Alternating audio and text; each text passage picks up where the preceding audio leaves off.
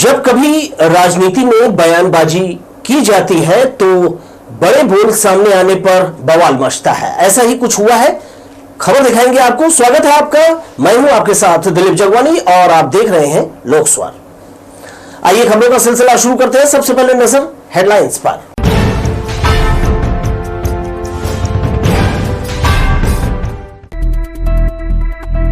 भाजपा विधायक सुशांत का बड़ा बोल। राष्ट्रीय महासचिव पायलट को बताया मानसिक रोगी। स्वच्छता पखवाड़ा और सेवा अभियान की शुरुआत। जनहित और भागीदारी आधारित होंगे कई कार्यक्रम। और उद्योग और संस्थानों में विराजी देव शिल्पी भगवान। मेहनतकश वर्ग ने पूजन कर समृद्धि का मांगा आशीर्वाद। सारी खबरें देख लेते हैं विस्तार से। बेलतरा विधायक सुशांत शुक्ला ने कांग्रेस के राष्ट्रीय महासचिव सचिन पायलट पर बड़ा हमला किया है। उन्होंने कहा कि जनादेश से ईवीएम पीड़ित कांग्रेस नेताओं ने मानसिक संतुलन खो दिया है। राजस्थान में मुख्यमंत्री न बन पाने की पीड़ा लेकर आए पायलट अब छत्तीसगढ़ में भी लैंड नहीं कर पा रहे हैं। अगर पायलट बेलतरा आए हैं तो सेंद्री भी आए, वहां उनका मानसिक इलाज वे खुद कराएंगे। जनता से जनादेश नहीं मिल पाने का दंश देखकर पायलट साहब मुख्यमंत्री नहीं बन पाने की मंशा के साथ पुनः लैंड नहीं कर पा रहे छत्तीसगढ़ में। उनके नेतृत्व में कांग्रेस लगातार चुनाव हार रही है। इस बौखलाहट में उड़ूल जुलूल बयान दे रहे हैं। जनता ने जनादेश भारतीय जनता पार्टी को दिया है और मैं आपके माध्यम से स्पष्ट कर देना चाहता हूं कि जनता ही सबसे बड़ा न्यायालय है लोकतांत्रिक व्यवस्था में। उस पर आरोप लगाना कि पहले अपने गिरेबां पे कांग्रेसी साथी झांक लें। और बेलतरा आए हैं तो सेंद्री भी आए, मानसिक चिकित्सालय है, अपनी मानसिक स्थिति का इलाज करा लें। मैं उनका इलाज स्वयं कराऊंगा। प्रतिभाशाली बच्चों को योजना का लाभ मिल सके, इसके लिए निजी स्कूलों के प्राचार्यों को मार्गदर्शन दिया गया। नीति आयोग के अधिकारियों ने बैठक में योजना की समीक्षा भी की। समग्र शिक्षा विभाग के समन्वय में बुधवार को बैठक हुई। प्रतिभा सम्मान योजना के तहत स्कूली बच्चों और शिक्षकों को प्रोत्साहित किया जाता है। ज्यादा से ज्यादा इसका लाभ दिया जाए, इसके लिए बैठक में निजी स्कूलों के प्राचार्यों को मार्गदर्शन दिया गया। नीति आयोग के अधिकारियों ने बैठक में योजना की समीक्षा करते हुए बाल कल्याण, ललित कलाओं के विकास और शिक्षा में नवाचार को बढ़ावा देने के लिए सुझाव दिए। समग्र शिक्षा विभाग के समन्वय में बुधवार को मंथन में बैठक हुई। प्रतिभा सम्मान योजना के तहत जो है बच्चों को और शिक्षकों को जो शिष्यवृत्ति या छात्रवृत्ति मिलती है, उसके साथ आज मीटिंग नीति आयोग के द्वारा रखी गई है। नीति आयोग के जो संचालक महोदय है डॉक्टर एस.के. मिश्र साहब और उनके जो सीईओ है शुभ्रा शुक्ला मैडम, उनके नेतृत्व में ये मीटिंग रखी गई है, जिसमें प्राइवेट स्कूल के सारे प्राचार्यों को हमने बुलाया है। क्योंकि पिछले साल बिलासपुर जिले की स्थिति बहुत अच्छी नहीं थी, इसलिए 1 to 1 हम प्राचार्य से बात करके ज़्यादा से ज़्यादा बच्चों को इस छात्रवृत्ति के लिए, इस योजना के लिए फॉर्म भराने के लिए आज बैठक रखी गई है। नीति आयोग के जिला संचालक डॉक्टर एस.के. मिश्रा और सीईओ शुभ्रा शुक्ला ने प्राचार्यों से कहा कि वे अपने स्कूल में पढ़ने वाले गरीब तबके के होनहार बच्चों की पहचान कर उन्हें प्रोत्साहित करें। शासन ऐसे बच्चों के साथ उन शिक्षकों को भी सम्मान देता है जो पढ़ाई को ज्यादा रोचक और रुचिकर बनाते हैं। बैठक में मिले सुझावों पर भी विचार किया जाएगा, जिससे शिक्षा में नवाचार को बढ़ावा मिले। कैमरामैन सतीश साहू के साथ दिलीप जगवानी, लोकस्वर, बिलासपुर। सेवा पर्व अभियान की शुरुआत कर प्रधानमंत्री ने माताओं, बच्चों और आमजनों को योजनाओं का लाभ दिलाने प्रदेश सरकारों को निर्देश दिया। देवकीनंदन सभागार में हुए कार्यक्रम में स्वच्छता पखवाड़ा शुरू किया और 300 से ज्यादा हितग्राहियों को पीएम आवास योजना का लाभ दिया। पंडित देवकीनंदन दीक्षित सभागृह में आयोजित कार्यक्रम में प्रधानमंत्री नरेंद्र मोदी ने सेवा पर्व अभियान का वर्चुअल शुभारंभ किया, जिसके तहत प्रदेश में स्वच्छता ही सेवा अभियान, स्वस्थ नारी सशक्त परिवार एवं पोषण अभियान चलाया जाएगा। आयोजन में केंद्रीय राज्य मंत्री सांसद तोखन साहू, बिलासपुर विधायक अमर अग्रवाल, बिल्हा विधायक धर्मलाल कौशिक, तखतपुर विधायक धर्मजीत सिंह, बेलतरा विधायक सुशांत शुक्ला, भाजपा के प्रदेश उपाध्यक्ष भूपेंद्र सवन्नी, महापौर पूजा विधानी, जिला पंचायत अध्यक्ष राजेश सूर्यवंशी, पार्टी के जिला पदाधिकारी और बड़ी संख्या में हितग्राही शामिल हुए। कार्यक्रम में जिले के 300 हितग्राहियों को प्रधानमंत्री आवास योजना शहरी 2.0 भवन अनुज्ञा और 5 हितग्राहियों को पहली किश्त की राशि अतिथियों ने प्रदान किया। इसके अलावा प्रधानमंत्री आवास योजना शहरी के 5 हितग्राहियों को गृह प्रवेश कराया। मध्य प्रदेश के धार जिले से वर्चुअली जुड़कर प्रधानमंत्री नरेंद्र मोदी ने प्रदेशवासियों को संबोधित किया। कौशल और निर्माण के देवता भगवान विश्वकर्मा की जयंती है। मैं भगवान विश्वकर्मा को नमन करता हूँ। अपने कौशल से राष्ट्र निर्माण में लगे करोड़ों भाई और बहनों को भी मैं आज विश्वकर्मा जयंती के उपलक्ष्य में भी आदर पूर्वक प्रणाम करता हूँ। साथियों, धार की ये धरती हमेशा से पराक्रम की धरती रही है। इसके साथ ही प्रदेश के सभी नगरीय निकायों में 17 सितंबर से 2 अक्टूबर तक स्वच्छता ही सेवा अभियान शुरू किया गया। इस दौरान नगरीय निकायों में स्वच्छता संबंधी विभिन्न गतिविधियां संचालित की जाएगी। पखवाड़े के तहत बिलासपुर नगर निगम द्वारा भी अलग अलग आयोजन किए जाएंगे। कैमरामैन सतीश साहू के साथ दिलीप जगवानी, लोक स्वर, बिलासपुर। इधर सेवा पखवाड़ा के अंतर्गत वार्डों में सफाई अभियान लगातार चलाया जा रहा है। इसी क्रम में वार्ड क्रमांक 13, 14 में विशेष सफाई अभियान का आयोजन किया गया, जिसमें स्थानीय पार्षदों के साथ जनप्रतिनिधियों ने भी भाग लिया। अभियान के दौरान सड़कों और गलियों की साफ सफाई के साथ नालियों की सफाई भी का जो कार्य है वो किया गया। पार्षदों ने खुद श्रमदान कर लोगों को जागरूकता के प्रति जो है स्वच्छता का सबक दिया। वहीं महापौर ने भी वार्ड 13 और 14 का निरीक्षण किया और सफाई कार्य की प्रगति का जायजा लिया। महापौर ने वार्डवासियों से अपील में कहा कि सफाई को केवल अभियान का हिस्सा न मानकर अपने दिनचर्या में शामिल करें। उन्होंने कहा कि शहर तभी स्वच्छ और सुंदर बन सकता है जब नागरिक स्वच्छता के प्रति जागरूक होकर सहयोग करेंगे। उधर जांजगीर चांपा पुलिस ने 24 घंटे में 2 युवकों की हत्या का मामला सुलझा लिया है। बिर्रा थाना क्षेत्र के ग्राम करही में शराब में जहर मिलाकर 2 युवकों की हत्या करने के आरोप में इन्हें गिरफ्तार किया गया है। 15 सितंबर को सूरज यादव और मनोज कश्यप ने गांव के शराब विक्रेता सुरेंद्र उर्फ भोला टंडन से शराब खरीदी। इसे पीने के तुरंत बाद दोनों की तबीयत खराब हुई और इलाज के दौरान उनकी मौत हो गई। पुलिस जांच में पता चला कि मृतक सूरज और मनोज अक्सर शराब पीकर आरोपी भोला टंडन से झगड़ा करते थे। इससे परेशान होकर भोला ने अपने चचेरे भाई अनिल टंडन के साथ मिलकर उन्हें जान से मारने की साजिश रची। उन्होंने शराब में जहर मिला दिया, जिसे पीने से दोनों की मौत हो गई। पुलिस ने पूछताछ और तकनीकी साक्ष्यों के आधार पर आरोपियों को जो है गिरफ्तार कर लिया। उनके कब्जे से सुहागा का रैपर और एक सूजा बरामद किया है। दोनों आरोपियों को न्यायिक रिमांड पर जेल भेज दिया है। रेलवे परिक्षेत्र में इस साल भी विश्वकर्मा पूजा की धूम रही। रेलवे के अलग अलग विभागों में भगवान श्री विश्वकर्मा की प्रतिमाएं स्थापित की गई। हर साल की तरह लॉबी के सामने भी भगवान विश्वकर्मा की भव्य प्रतिमा स्थापित की गई है। ये पूजा विशेष रूप से चालक दल और ट्रेन मैनेजर के कर्मचारियों के द्वारा आपसी सहयोग से की जाती है। सभी कर्मचारी बड़े ही उत्साह के साथ पूजा उत्सव में शामिल हुए। 19 तारीख को हवन और उसके बाद प्रतिमा का विसर्जन किया जाएगा। लोको पायलट ने बताया कि भगवान विश्वकर्मा को रेलवे कर्मचारियों का कुल देवता माना जाता है। उनके आशीर्वाद से सभी कार्य निर्बाध रूप से चलते हैं और कर्मचारियों का भविष्य भी उज्जवल होता है। आगामी पूजा पर्व को लेकर प्रशासनिक तैयारियां तेज हो गई है। इसी सिलसिले में शांति समिति की बैठक आयोजित की गई, जिसमें यातायात व्यवस्था और सुरक्षा उपायों पर खास तौर पर चर्चा की गई।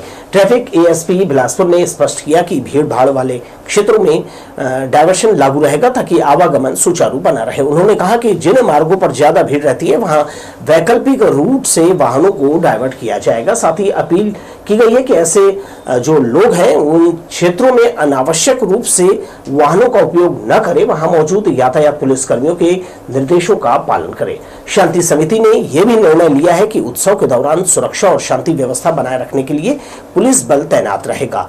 प्रशासन का कहना है कि आम जन के सहयोग से ही जो यह महाउत्सव है वो शांतिपूर्ण और आनंदमय तरीके से संपन्न कराया जाएगा। इसके लिए कल ही हमारे शांति समिति का बैठक हुई है। बैठक में जो है निर्णय लिए गए हैं कि कहां कहां पर हमको डाइवर्सन करना है, किस रूट से लेकर जानी है और किस किस तरीके से व्यवस्थाएं करनी है, कहां कहां पर ज़्यादा जो है आवागमन की व्यस्तता होती है, उन सभी बिंदुओं को ध्यान में रखते हुए एक विशेष और विस्तृत प्लान तैयार की गई है। किसी भी प्रकार की इस महोत्सव के दौरान आम नागरिकों को किसी प्रकार की कोई परेशानी नहीं होगी। सिंचित भूमि में मिट्टी डालकर कृषि कार्य से वंचित करने से आहत किसान को 25 साल हुआ मुआवजा नहीं मिला है। 80 और 90 के दशक में जिले के कोटा क्षेत्र में सिंचाई विभाग की अमले व्यपवर्तन परियोजना खारंग जल संसाधन घोंगा जलाशय का निर्माण किया जाना था। इसके लिए करीब 1.25 एकड़ जो है निजी कृषि भूमि पर मिट्टी डाल दिया गया था। बाद में ये परियोजना बंद कर दी गई। इस दौरान करीब 10 सालों तक किसान राम स्नेही जायसवाल अपनी भूमि पर खेती कार्य से वंचित रहा। उसे 10 वर्षों का मुआवजा करीब 4 लाख रुपए अब तक नहीं दिया है। वे लगातार जल संसाधन विभाग और जिला प्रशासन से मुआवजा दिलाने की मांग कर रहे हैं। मेरे पूर्व अनुमति के मैं एक सीमांत कृषक हूँ। मेरे 1 एकड़ 17 डिसमिल जमीन पे मट्टी डाल दिए नदी डैम बनाने के लिए घोंघा जलाशय, परंतु डैम तो बन गया और नदी के लेफ्ट कैनाल का वो राइट कैनाल का पेमेंट भी कर दे, जिसका डॉक्यूमेंट मेरे पास है, सारी नकल की चीज़ें। और मेरे को भुगतान करने में अनदेखा किया। 50 बार मैं कलेक्टर से लेके SDM तक मिला, कोटा बिलासपुर कोटा। मेरे को मौजा चाहिए, जब एक को भुगतान किया तो मेरे को भुगतान किए। बिलासपुर रेलवे स्टेशन का रीडेवलपमेंट प्रोजेक्ट एक बार फिर सुर्खियों में है। स्टेशन परिसर के सालों पुराने विशाल वृक्ष काट दिए गए, जिससे स्थानीय लोगों में आक्रोश है। वहीं इस पूरे मामले पर मंडल के सीनियर DCM का कहना है कि रेलवे हमेशा जो है वैकल्पिक उपाय करता है और पेड़ों के बदले पेड़ लगाता है। करीब 6 महीने पहले धूमधाम से शुरू हुए बिलासपुर रेलवे स्टेशन के रीडेवलपमेंट प्रोजेक्ट की रफ्तार अचानक थम गई है। निर्माण कार्य जहां का तहां अटका पड़ा है। वहीं इस बीच स्टेशन परिसर के दशकों पुराने पेड़ों को काटकर अधूरा छोड़ दिया गया है। स्थानीय लोगों का कहना है कि काम आगे नहीं बढ़ रहा, लेकिन पेड़ों को काटकर पर्यावरण को नुकसान जरूर पहुंचाया जा रहा है। लोगों ने सवाल उठाया है कि जब तक काम शुरू नहीं हो रहा था तब तक पेड़ों को क्यों हटाया गया। रेलवे अधिकारियों का कहना है कि प्रोजेक्ट सरकारी योजना के तहत चल रहा है और इसमें पेड़ काटने के साथ ही समांतर वृक्षारोपण का प्रावधान भी है। मंडल के सीनियर DCM अनुराग कुमार सिंह ने बताया कि रेलवे हमेशा से वृक्षारोपण करता आया है। ऐसा नहीं है कि पेड़ काटने के बाद उसकी भरपाई ना हो। हर प्रोजेक्ट के साथ पौधारोपण का प्रावधान होता है।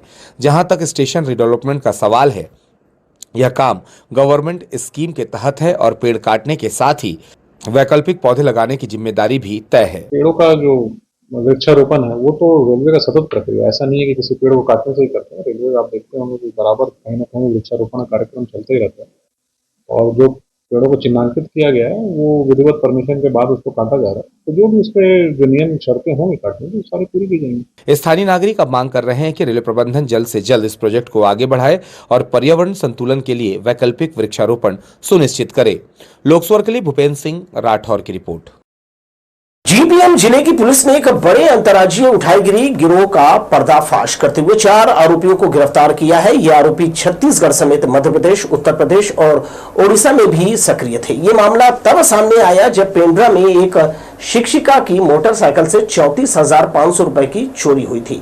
पुलिस ने CCTV फुटेज और तकनीकी विश्लेषण के आधार पर आरोपियों की पहचान कर उन्हें धर दबोचा। आरोपियों में मुख्य रूप से चंद्रभान नट और करण साहू शामिल है। इनके अलावा राजू नट और सूरज द्विवेदी को भी पकड़ा है, जो पिछले साल गौरेला में हुई लूट के मामले में फरार थे। ये गिरोह बैंक या बाजार के आसपास रेकी करता था और मौका मिलते ही गाड़ी की डिक्की तोड़कर रुपए और कीमती सामान चुरा लेता था। पुलिस ने आरोपियों से चोरी गई जो रकम है वो वारदात में इस्तेमाल मोटरसाइकिल समेत कुछ साक्ष्य बरामद किए हैं। शहर के गोल बाजार में देर रात भीषण आग लग गई। रात करीब 11 बजे बैग, कपड़ा, जूता और मेवे की दुकान से उठी आग तेजी से फैल गई। दुकानों से उठते घने धुएं के कारण आसपास के लोगों का दम घुटने लगा, जिसके चलते वे अपने घरों से बाहर निकल आए। आग की सूचना मिलते ही दमकल विभाग की 5 गाड़ियां मौके पर पहुंची और टीम ने रात भर मशक्कत कर करीब 1.5 घंटे की कड़ी मेहनत के बाद आग पर काबू पाया। बताया जा रहा है कि इस भीषण आगजनी में लाखों रुपए का सामान जलकर खाक हो गया। आग लगने के कारणों का अभी पता नहीं चल पाया है, लेकिन शॉर्ट सर्किट को इसकी वजह माना जा रहा है। प्रशासन ने आसपास की दुकानों को खाली करा दिया और हालात पर नजर रखी जा रही है। सोशल मीडिया कनेक्टिविटी का सबसे बड़ा साधन होकर भी युवाओं की मानसिकता पर इसका असर चौंकाने वाला है। लगातार स्क्रीन पर समय बिताना पढ़ाई और कैरियर के साथ मानसिक सामाजिक जीवन पर भी ये गहरा प्रहार कर रहा है। उम्मीद है ये स्पेशल रिपोर्ट आपको पसंद आई होगी। सुझाव हमें जरूर दीजिएगा। आज की युवा पीढ़ी दिन का बड़ा हिस्सा सोशल मीडिया पर गुजार रही है। नतीजा यह है कि उनका ध्यान पढ़ाई से भटकता है और परीक्षा के दिनों में अव्यवस्था बढ़ जाती है। इंस्टाग्राम, व्हाट्सएप, फेसबुक, ट्विटर जैसे प्लेटफॉर्म पर आधी अधूरी और भ्रमित जानकारियां युवाओं को गुमराह कर रही है। सही संवाद की कमी से समाज से जुड़ाव कम हो रहा है और व्यक्तिगत जीवन में अलगाव बढ़ रहा है। सोशल मीडिया हमारे लाइफ को और पढ़ाई को सबको बहुत इफेक्ट करता है, क्योंकि हम लोग बोले आजकल के जनरेशन पूरा सोशल मीडिया में ही बिजी है, कोई पढ़ाई नहीं कर रहा है। और ऑफ कोर्स कॉलेज में भी सब फ़ोन चलाने के लिए ही आ रहे हैं, क्लास में किसी का ध्यान नहीं होता है, मेरा खुद का भी नहीं होता है। और ऐसा नहीं है कि मैं बस टाइम वेस्ट कर रही हूँ, सब लोग कर रहे हैं, किसी को डर नहीं है कि मैं बस टाइम वेस्ट कर रही हूँ सोशल मीडिया यूज़ करके, क्योंकि बाकी मेरे फ्रेंड लोग भी उसमें एक्टिव हैं, देख रहे हैं, सब एक दूसरे को रील सेंड कर रहे हैं, कोई पढ़ाई नहीं कर रहा है, बस एग्ज़ाम के एक दिन पहले यूट्यूब खोल कर बैठेंगे, कुछ समझ आया तो ठीक, नहीं आया तो भी जो भी हो मन में वो लिख कर आ जाते हैं। विशेषज्ञ मानते हैं कि यह स्थिति समाज के ढांचे को प्रभावित कर रही है। युवाओं का दायरा सीमित हो रहा है और समाज की ओर उनका दायित्व कमजोर पड़ रहा है। रिसर्च में यह बात भी सामने आई है कि अधूरी जानकारी से प्रभावित होकर युवा कई बार गलत फैसले लेते हैं और गैर कानूनी गतिविधियों में उलझ जाते हैं। मैं जहाँ तक अपने जो कॉलेज के बच्चों की चर्चा करूँ, वो पुस्तक भी लेकर के नहीं आना चाहते हैं और सोशल मीडिया में वो सर्च करना चाहते हैं और उससे उनको आधी अधूरी जानकारी मिल पाती है। दूसरा जो इसका पहलू ये है कि वो बहुत सारे चीज़ों को वहीं सोशल मीडिया से ही खंगालते रहते हैं, जिससे उनका समय भी बर्बाद होता है, उनका अपना टाइम तो बर्बाद होता ही है, उनकी जो मानसिक स्थिति है वो भी प्रभावित होती है, क्योंकि दूसरे से उनका अंतर संबंध इंटरेक्शन नहीं हो पाता। और जब इंटरेक्शन नहीं हो पाता तो निश्चित रूप से बच्चे का आत्म का विकास नहीं हो पाता। क्रांति के तौर पर देखें तो यही सोशल मीडिया जो है वो नेपाल जैसे देश में पूरी सत्ता परिवर्तन करके रख दिया है। तो आप समझ सकते हैं कि सोशल मीडिया का प्रभाव कितना ज़्यादा हमारे समाज में है कि वह किसी देश का शासन भी परिवर्तित कर सकता है। लेकिन यदि हम देखें, ऑल ओवर देखें, तो ये जो सोशल मीडिया है वो वास्तविक घटनाओं के वास्तविक स्वरूप को विकृत कर देता है और इस प्रकार से टूटे फूटे जो न्यूज़ हैं, समाचार हैं, वो हम तक पहुंचते हैं, जिससे सोशल मीडिया के माध्यम से हमारे समाज पर प्रचार प्रसार हो जाता है, जिसके कारण से युवा जो हैं वो घटना की वास्तविक प्रकृति को बिना समझे उसमें उसको और सर्कुलेट कर देते हैं। मानसिक स्वास्थ्य विशेषज्ञों का कहना है कि सोशल मीडिया का ज़रूरत से ज़्यादा प्रयोग युवाओं में चिंता, अवसाद, चिड़चिड़ापन और अकेलेपन की प्रवृत्ति को बढ़ा रहा है। इसके साथ ही शारीरिक दुष्प्रभाव भी नजर आ रहे हैं। आंखों में सूखापन, कलाई और कमर का दर्द और लगातार थकान। कुछ हमको बच्चे ऐसे मिलते हैं जो जिनके अभिभावक उनके थ्रू आते हैं कि इनकी पढ़ाई और बाकी चीज़ में जो है समस्या उत्पन्न हो रही है, ज़्यादा ध्यान नहीं दे रहे हैं, जीवन प्रभावित हो रहा है। तो कुछ लोग आते हैं, पर ये बहुत कम है। कम लोग आते हैं का अर्थ ये नहीं है कि समस्या नहीं है। अगर मनोरोग के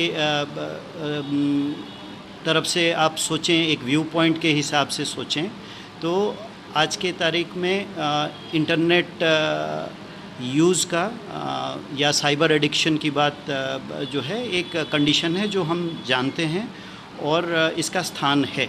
सोशल मीडिया समाज को जिस हद तक जोड़ने के लिए परस्पर इस्तेमाल होता है, उसके साथ ही उसके गलत प्रभाव पर भी समाज को जागरूकता की पहल करनी चाहिए। कैमरा पर्सन जय साहू के साथ ए दिव्या, लोक स्वर, बिलासपुर। अगली खबर, जांजगीर चांपा पुलिस ने अवैध शराब बिक्री के खिलाफ बड़ी कार्यवाही की है। अलग अलग थाना क्षेत्रों से 94 लीटर अवैध शराब जब्त की गई, जिसकी कीमत 27,000 रुपए आंकी गई। पुलिस अधीक्षक विजय कुमार पांडे के निर्देशन पर जिले में एक ही दिन में 11 आरोपियों को गिरफ्तार कर न्यायिक रिमांड पर जेल भेज दिया। थाना पामगढ़, बलौदा, सारागांव, जांजगीर, मुलमुला और अकलतरा पुलिस की संयुक्त कार्यवाही में आरोपियों के कब्जे से कच्ची महुआ और देशी प्लेन शराब जब्त की गई। इस पूरी कार्यवाही में थाना प्रभारियों का सराहनीय योगदान रहा। जांजगीर चांपा पुलिस का संदेश साफ है, अवैध शराब बिक्री किसी भी कीमत पर बर्दाश्त नहीं की जाएगी।